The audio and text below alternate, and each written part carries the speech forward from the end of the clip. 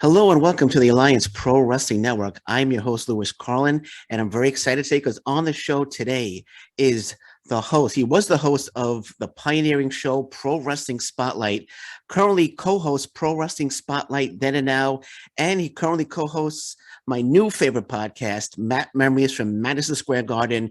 He's also the author of this terrific book, Matt Memories, My Life in Pro Wrestling, Country Music, and with the Mets. Very happy to welcome back to the show, John Arezzi. John, welcome back to the show, man. Hey, it's a pleasure to be back. It's been a while. Yeah, it's been a while. So first and foremost, are you happy baseball is back? Yes, baseball is back finally, and I see you with your Boston Red Sox cap on. Yeah. My second favorite team. Okay.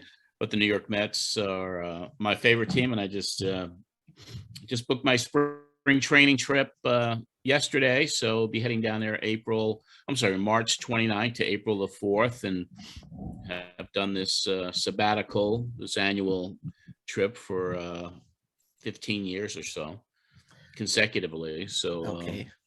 That lockout really had us going for a while. Yeah, I know you were pretty angry. I saw your Facebook post. You were pretty angry. And it's funny that you mentioned I'm wearing the Boston Red Sox hat. I know you were going to be on today, so I'm going to do the switch for you right now. There we go. Awesome. There you go. Let's go Mets. Let's do it. There you go. I haven't really been following them over the last year. How do you think they're going to do this year? What do you think the chances are? I think they're going to do really well. I mean, between bringing Max Scherzer in to be the top tier guy with Jacob deGrom, and they picked up another all-star pitcher yesterday from the Oakland A's in a trade. The team looks good. They added depth with Steve Cohen, who is the new owner of the team. It's the second season. He's providing the resources the Mets really never had at their disposal before to make the team competitive and long-term competitive. So, and you could tell that the other owners are scared of them because they added a special fourth level luxury tax tier that really is aimed at him. So he can't go over a certain amount. But anyway, the Mets look good. I'm heading to Florida in a couple of weeks with my nephew, and I can't wait to get down there and watch the season unfold. Okay, great. Well, let's got my fingers crossed that they have a good season. So as I mentioned at the top of the podcast, you are co-hosting my new favorite podcast, Matt Memories from Madison Square Garden. What was your inspiration for starting that podcast? It was really not my inspiration. It was an old friend from New York, listener, and who became a friend from all those years ago, 30 years ago, Richie Garcia. And Richie was like, in our conversations, we've been in touch for a long time. He's like, you really should do a podcast on Madison Square Garden. And you did a lot of events there. You were there for 5 consecutive years. So, we came up with the concept with a guy named Tim Poutre, who was another old associate of mine from my radio days, who was a friend as well. So we put together the concept of Matt Memories at Madison Square Garden, would celebrate the 50th anniversary of these shows I attended from 1971 through 77 consecutively. So I went to every house show. So every month, like today is March 13th, 50 years ago today, and we're taping this, it's March 13th. 50 years ago today, there was a Madison Square Garden house show that I attended. On top, Pedro Morales against Baron Cicluna. And the co-main event was Bruno Sammartino returning to the Garden after several months' absence to face Smasher Sloan. And it was the only show that my dad attended with me. So that was 50 years ago today. So we dropped the podcast this morning talking about that show from 50 years ago today. Well, as soon as I'm done with this interview, I'm going to check that out. I was waiting for the next show to drop. So absolutely love it. Love hearing about the old time matches. Fantastic. How do you remember everything from 50 years ago, though?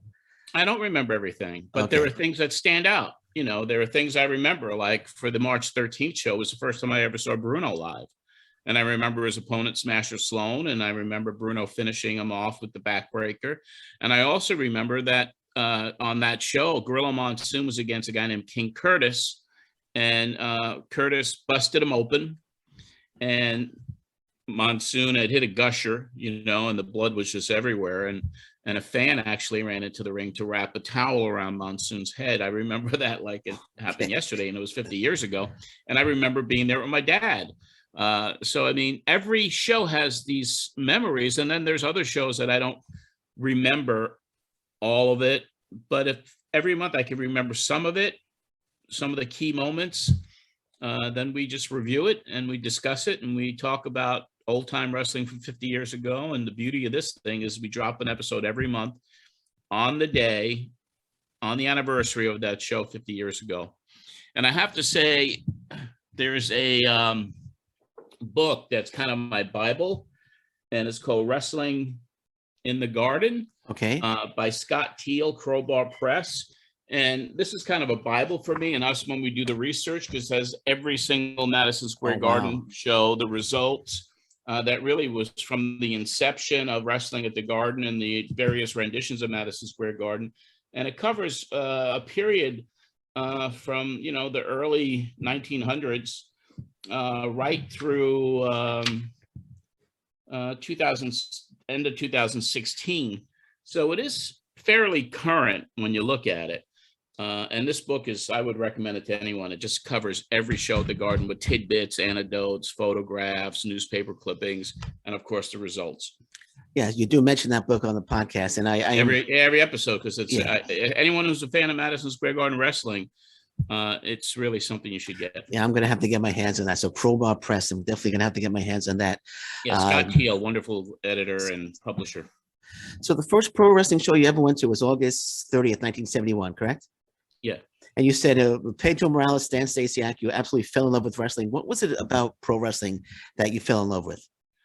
Well, I mean, I just loved it from being a kid, and even in 1967 when I tried to go to my first live show, I couldn't get in because you had to be 14. I was 10 at the time, but it was just something in me, and I had lost touch a little bit with wrestling. From I would say 69, I was into the Mets that year, 69 world champs, 70. And then when Bruno lost the title in January 71, it kind of perked my interest up again. And I was sad that he lost, and then Morales won. And then I started watching TV a little bit, and then went to during the summer, went to a friends. We all camped out, a bunch of us from high school, and met a guy named Frank Favalli, who I didn't even know in high school really until I met him. And then we started talking about wrestling, and all of a sudden he says he goes to the Garden, and before you know it, I'm going with him and his dad to my first show, August 30th, 1971. And I was immediately hooked, and I was all in at that point. So it was just kind of like, it sucked me in, and here we are 50 years later. 50 years, yeah. Absolutely. And I'm still in, even though I leave it every now and then. I eventually always return to it. Yeah, no, it's very addictive. I mean, I've been a fan since 1978, and greatest entertainment in the world, in my opinion, man. Oh yeah. So your thoughts on Pedro Morales was champion. Your thoughts on Pedro Morales as world champion, and how do you compare him to Bruno Sammartino? Totally different in regard to their styles. I mean, Morales was this effervescent, very charismatic guy that certainly knew how to take bumps better than Bruno. I mean, Morales had actually the best bump that I've seen ever when he'd get thrown out over the top rope. I mean, he just had a way of landing and making it look so spectacular. But their styles, Pedro was a lefty, he was a southpaw, and he used his left fist, and he spoke broken English, mostly Hispanic. He was Puerto Rican. Yeah. But he had a lot of charisma, and I wasn't really happy with Morales when I was first getting in, because I was a Bruno guy, and I was like, that's Bruno's belt. Bruno had it for 7 years. Yeah. But, years later, when I look at the films I shot at Morales at the Garden, and I look at his body of work and how long he lasted, he was right up there as far as somebody that I would put in my personal top 10 of all time. Do you think Pedro Morales doesn't get the credit that he deserves? He does not. Yeah, I agree with you. He does not. I mean, there's no doubt about it. And that's why even though, the many photographs and films that I have in my archives, I try to post as much as I can on him, just because he doesn't get that recognition and credit that he deserves as a really true Hall of Famer. I remember when I remember Pedro Morales as Intercontinental Champion. I remember how happy I was when he defeated Campatara and his wars with Magnificent Morocco. He's just an absolute legend of professional wrestling, and I wish he did get more credit than he deserves. So much more credit than he gets. Yeah, I mean, even when he passed a few years ago, and there was only one person from the wrestling community, and I believe it was Bob Backlund that was actually at the funeral. Only one. Yeah, that's a shame. That's a shame. What do you think Vince Sr. went with Pedro? And do you think there was somebody else he could have gone with, like a Gorilla Monsoon, to replace Bruno? I think that McMahon was very in tune with the ethnic population and the diversity of New York and the Northeast. And Bruno had this hardcore Italian fan following. And when it was time for Bruno to step down because his body was just so and needed a rest, the choice for Vince Sr. was to bring in another charismatic individual that could provide a audience that would be ethnic, and in this case it was the Hispanic and the Puerto Rican fans who filled the place every month when Pedro was in there. It was a little bit of a diverse crowd back then, but I think that's what the main factor was that the Northeast was so ethnic and such a melting pot that an ethnic champion would be the one that would be able to sell tickets. There you go. Okay. So now was a while ago, a few weeks ago, I think you posted a picture of you back in 1975 with the original Pedro Morales Yes. World Championship. And I think you're wearing a Budweiser hat as well. Which it was a little cool looking hat. Cap, yeah. Where did you get that title from? How did you get the original title? That was a crazy story. Tom Burke, who was a wrestling historian out of Springfield, Massachusetts, and huge wrestling collector, and somebody that I've known. He got me involved with Ring Wrestling Magazine years ago. He used to travel around New York to different antique shops, collectible shops, always looking to see what was around. And he tells the story better than I do, but he went into this old antique store. Then he knew the owners. They were older people who were really about ready to retire. And Tom was looking around, and it was, what do you got on wrestling? And he's just looking through stuff. And she goes, the owner was like, would you be interested in a wrestling prop? He goes, well, what is that? A wrestling prop?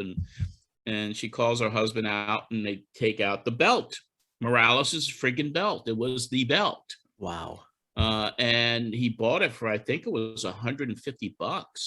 Wow. And how it got there, that's a question that's never been answered. Wow. Did Morales hawk the belt? They said he was really into betting on the ponies. Did he sell it to someone back then? So there's an unanswered question.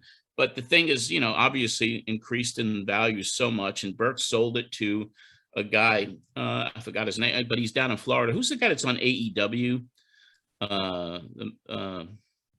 Dan something. Oh, Dan Lambert. Yes, Dan has the belt. Oh, okay, Dan Lambert. Okay, he has. Dan had bought the belt. Yeah, so he's got it now, but that belt is very historic because it even went over to Stasiak, and then Bruno won it. And I believe after Bruno won the title from Stasiak, December 10th, 1973.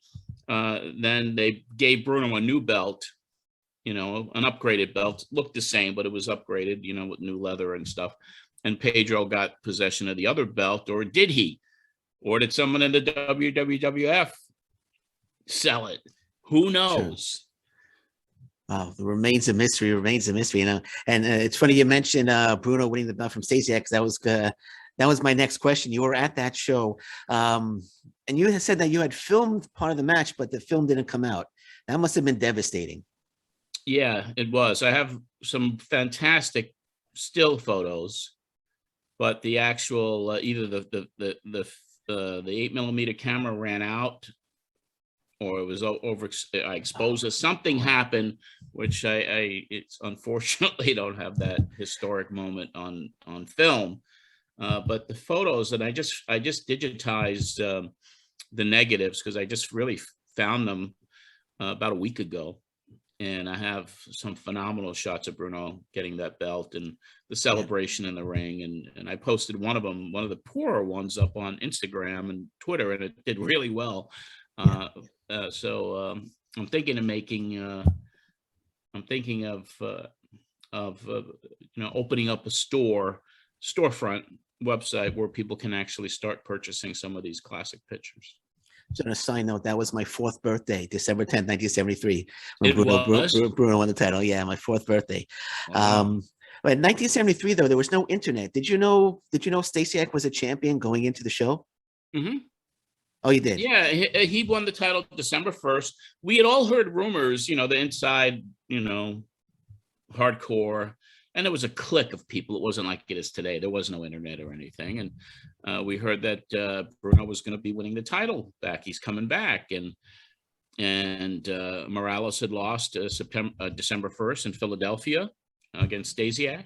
So, me being connected with some people, especially Georgianne Macropolis at the time, whose name was Georgianne Arezzi. I never forget that night at the Garden. It was December 10th, and we all used to meet upstairs from Madison Square Garden. There was a little restaurant and bowling alley. So a bunch of us, 10 of us, would have dinner every show up there. And we had a celebration that night because we knew Bruno was winning the title. And but the word was out to the insiders. The word leaked out. So how loud was that pop when the referee hit 1, 2, 3 and Bruno was new champion? It was incredible. It was like the roof was coming off the place. It was, anything I can equate it to is, when I was at Game 6 of the '86 World Series, when the ball went through Buckner's legs.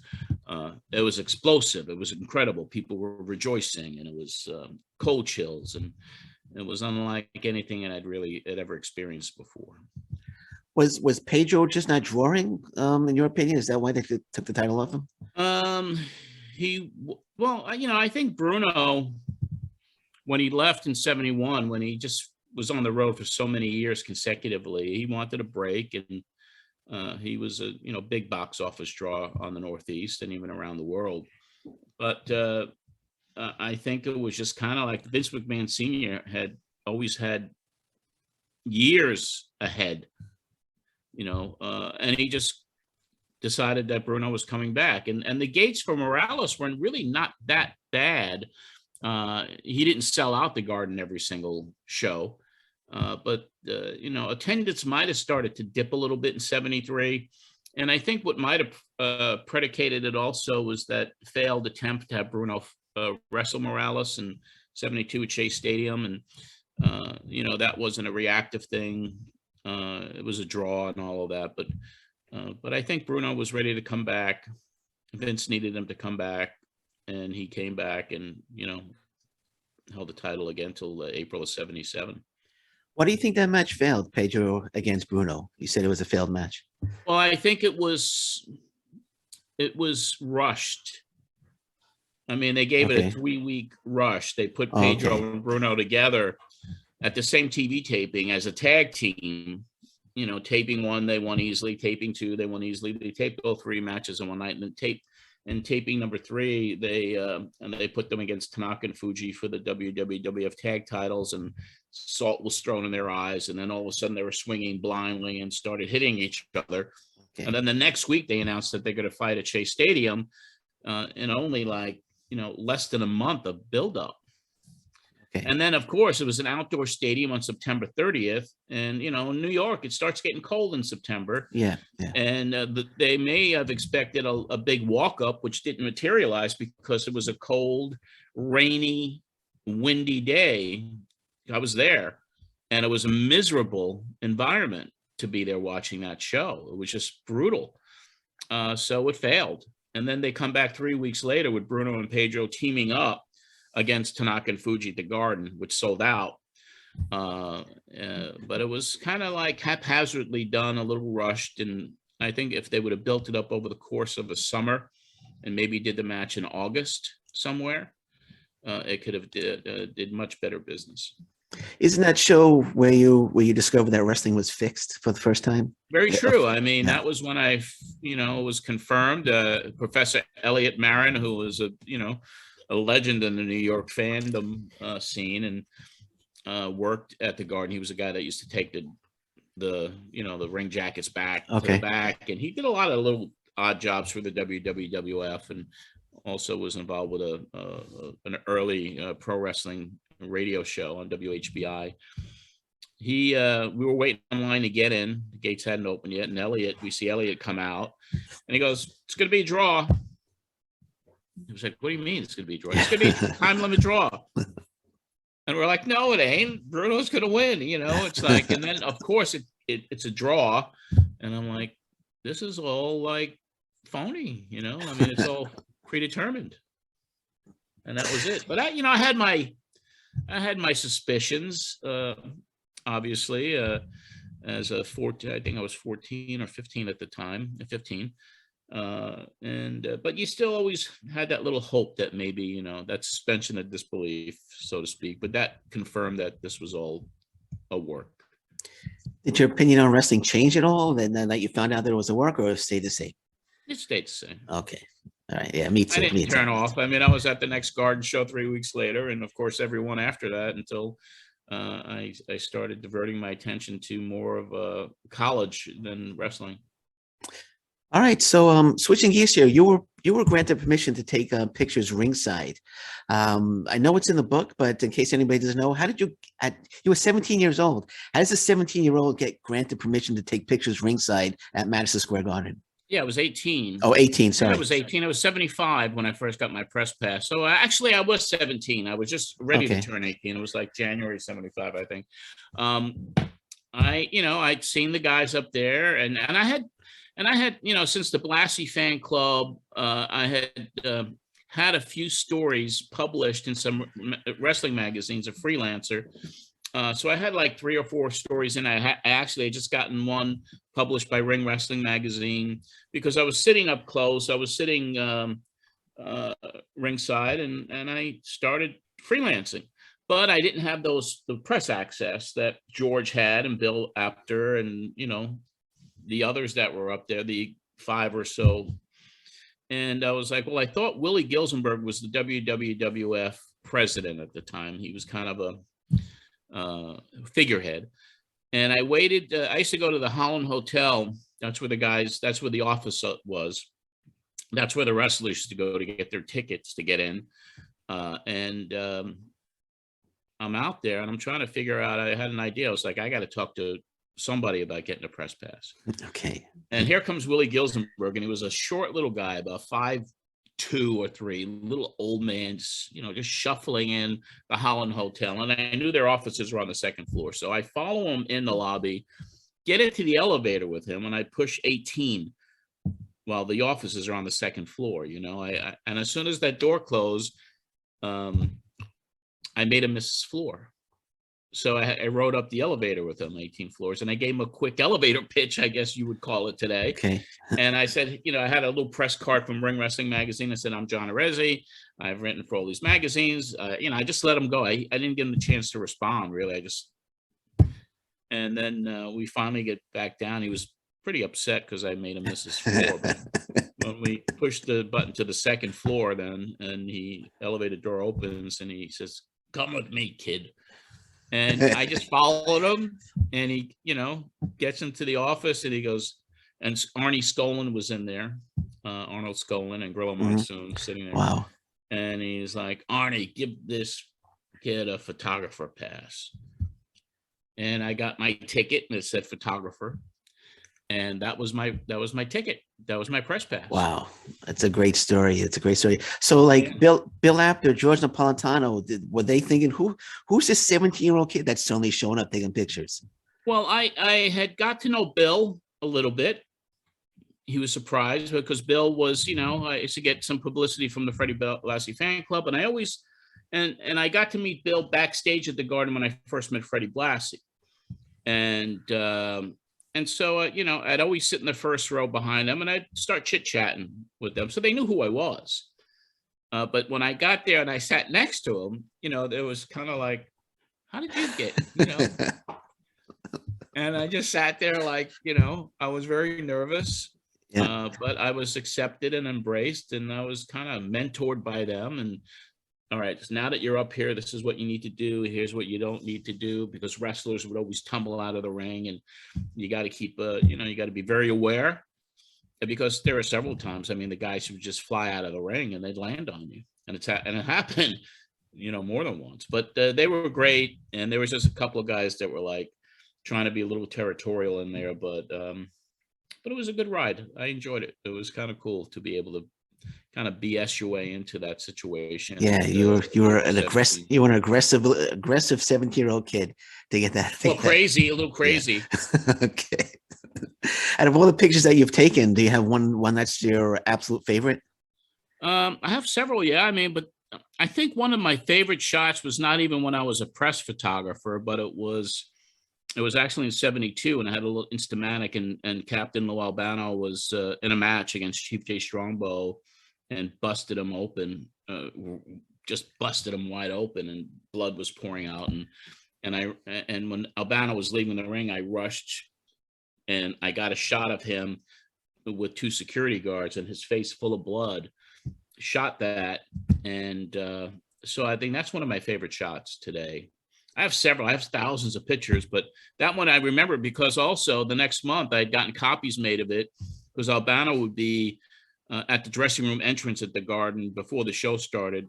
He'd just be standing there at the entrance, and I got some copies made. And then next month I gave him a copy of it, and he signed the back of my picture. So I still have that. And ironically, that photograph was the very first one I ever had published.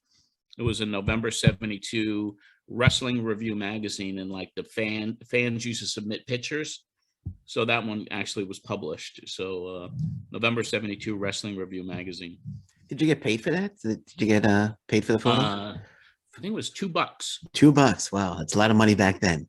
A lot of money back in. No, just kidding. The stories. Even when I started writing, they'd pay you $25 for an article that was published. That was it. Okay.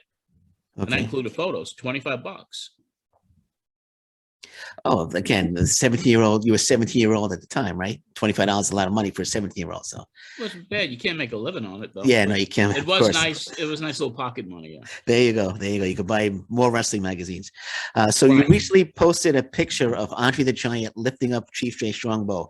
I absolutely love that photo. Tell me about that photo. Where did that photo take place? Was that MSG? That was at MSG. Was that the color one? The color one, yeah. Picture? Yeah, but he just had Strongbow like lifting him up. Yeah, lifting him up, yeah. Yeah, that was probably, I would say, could have been, even before I had my press credentials, that could have been a tag team match that took place in '74. Okay. I'd have to refer to the guide, but I just took the shot, and that was it. I used to love to shoot Andre, and I used to love to shoot Andre and Strongbow because I knew that, Andre always lifted him up. It's just a matter of kind of training your mind's eye to when the special moments would happen. You also uploaded an 8mm film of Andre's first ever match in Madison Square Garden, which I thought was absolutely fantastic. Absolutely loved that film. What were your initial thoughts of Andre the Giant when you first saw him? We had all heard about him. We'd read about him in the magazines, and the 7'4" giant Rusimov, they called him, or Jean Ferry, that he used that name as well.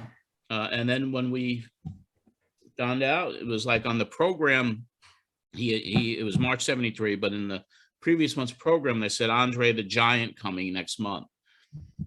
And it was like, who's on, Andre the Giant? Oh, that's that Jean Ferry. That's the giant Rusimov. And but yeah, excited, because he obviously, you heard a lot about him. And then when he made his way out, and that night I was filming, when he made his way out of the dressing room, and you saw that, no music, of course, you see that big mane of hair and how big he was, and just stepping in over the top rope. I mean, it was just kind of like, wow, look at this. And fortunately for me, I mean, it's the only known footage that exists of his debut at the Garden. And ironically, it was the very first time he used Andre the Giant, because that's the name Vince McMahon Sr. had given him. How did the crowd react? Did they pop for Andre? They were in awe. Yeah. I can imagine. They were in awe. awe. Wow. You know, they popped. I mean, he had, you know, and it was pretty agile at the time. And yeah. So, I mean, it was just like the crowd was in awe. That's all I could say. How do you think a Bruno versus Andre match would have played out back then? Because I know that was it would have big box office. Yeah. Who do you think won that match? You think Bruno would have gone over, or? Well, you know, because it is a work, I don't think either one of them would have permitted a loss against the other. It probably would have just been another 75-minute draw. It would have been another, it would have been another draw. There you go. I've always wondered, you started the Fred Blassie fan club, but you said Bruno Sammartino was your favorite wrestler. Why not a Bruno fan club? Why a Fred Blassie fan club? Bruno had fan clubs. Okay, fair enough. Yeah, Mike Modugno was the president, and Georgianne Macropolis, Georgianne Orsi, she was the originator of the Bruno fan club, and Bruno always had a fan club attached to him. So with the Fred Blassie fan club, I think you mentioned Paul Heyman was a member. Yes, he was. Okay, that was yeah. We didn't have like we had less than 100 members. I think we might have had even 25 or 30 altogether, but there were several people, and Paul was one of the guys that paid his $5 a year to be a member of the club. Yeah, I wish I had the letters, that he'd sent. Oh, that would have been awesome. That would have been awesome. We still had the letters. Do you think Bruno would be successful today if he was in his prime in 2022? I think. Well, I mean, today you can't really compare it because the business has evolved. It's not the same, and a guy like Bruno, I don't think that. I just think I think it's a different dynamic, a different demographic watching it. The people in my demographic, of course, would have embraced him, but I don't think the fans today would really have gone. I don't know. I mean, that's speculation, but I just think it's evolved to the point where these guys from back then probably wouldn't get over. I don't know. Yeah, I'd have to agree with you on that one. But I prefer wrestling back then than I do today. Oh, yeah, by a long shot. But you have to look at it this way, and I say it all the time because people are like, "What about today's product?" It's today's product.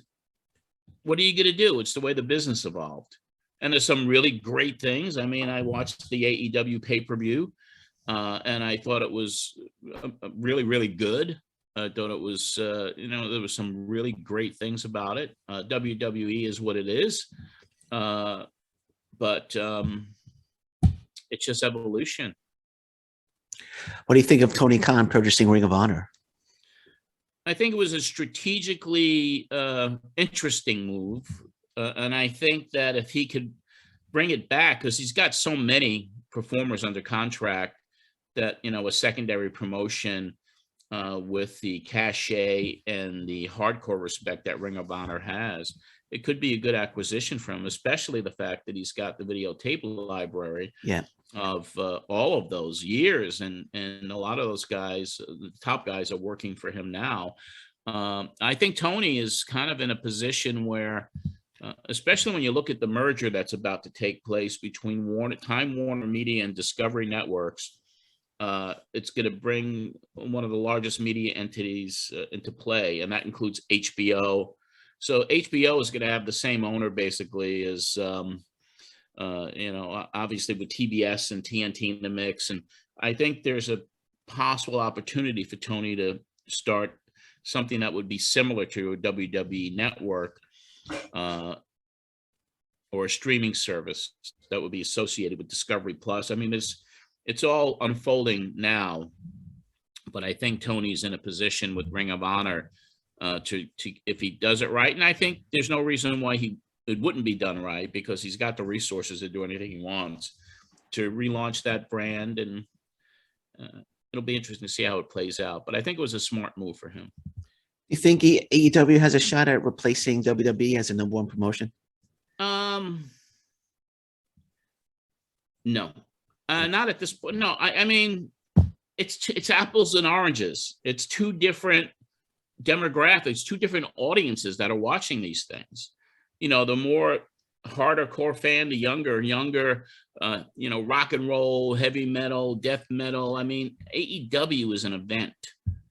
WWE is an event, but it's more catered to kids. It's a different dynamic between the two companies. I think on the ratings standpoint, Tony is doing really well. AEW, I guess, was the #1 cable show in the country last week.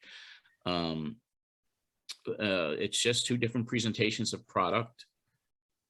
And but WWE, I mean, with their multi-billion-dollar revenue streams that are coming in, and their established WrestleManias and SummerSlams and all the things that they have established over the course of 30, 40, 50 years, it's going to be hard to displace them. Do you think Vince McMahon ever steps down? He's 76 years old. He's still going strong. You think he ever walks away? I had thought that he would turn it over to one of his kids, but listening even to his interview he did on the Pat McAfee show, which was the first live interview he did in 15 years. I mean, he didn't really endorse any family members taking over. It is. So I got distracted by a text here. It's okay. It's okay. Harry Silkin, of all people, former owner of Ring of Honor. So what was the quote? It was Vince stepping down. Yeah. I think until the company is sold, then he won't step down. Okay, let's switch gears here to wrap this up. I believe you mentioned that you were at Shea Stadium for the Beatles concert. Is that correct? Were you there? August 23rd, 1966. Tell me about that experience, because that must have been absolutely fantastic.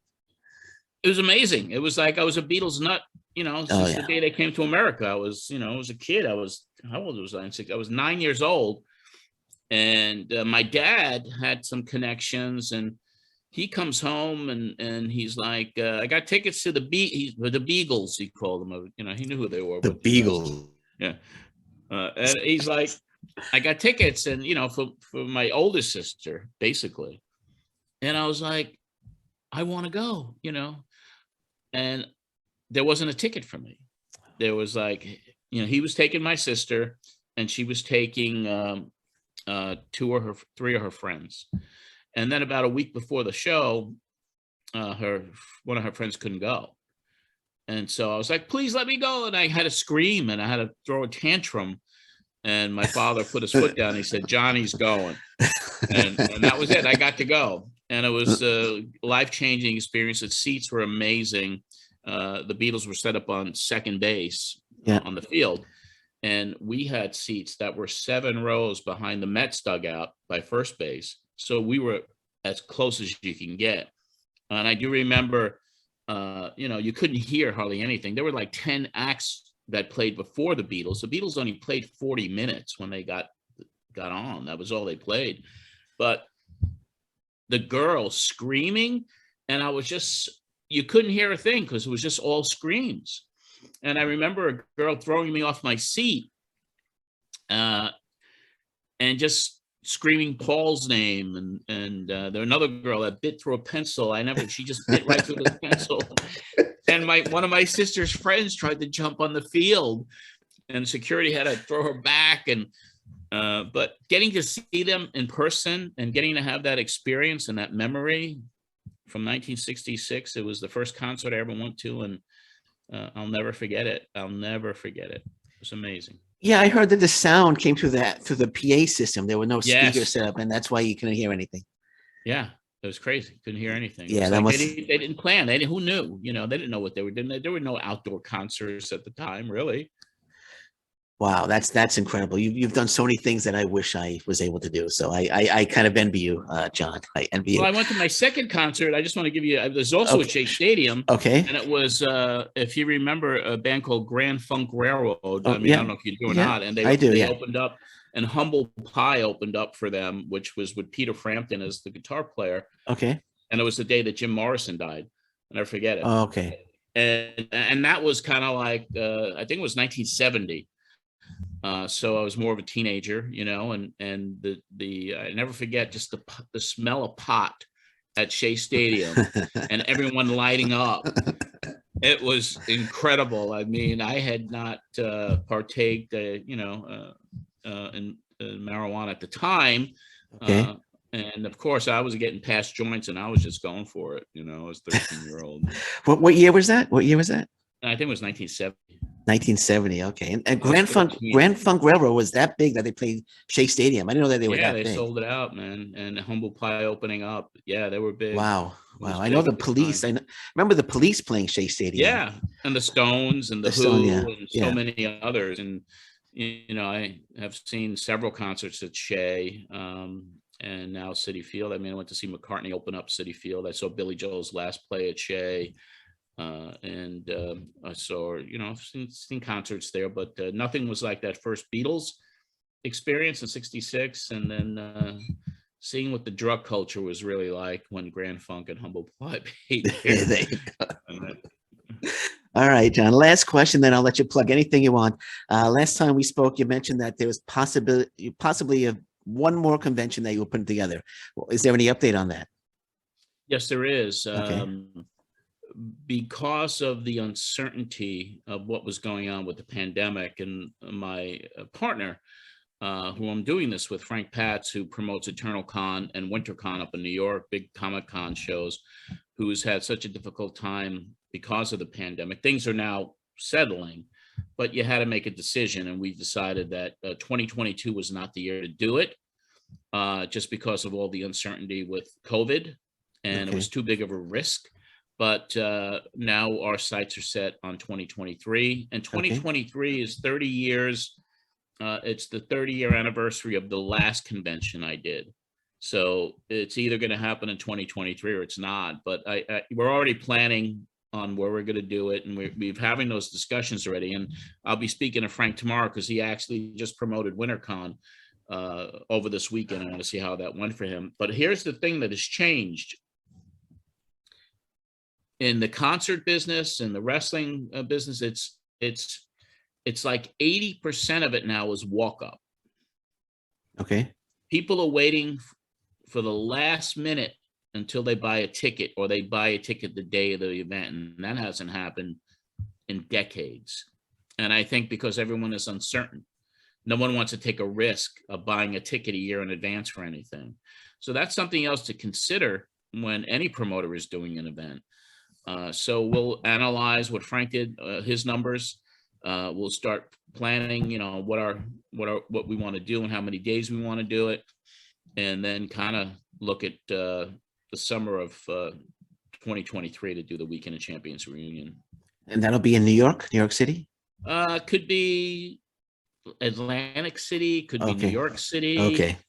It'll be somewhere in the Northeast, I'm sure. But this last 2022 one, we're in deep discussions with 2 venues in Atlantic City who wanted to bring it in desperately. So I think we'll find a venue, but you have to be careful about your upfront cost, and you can't count on advanced sales anymore. You just can't.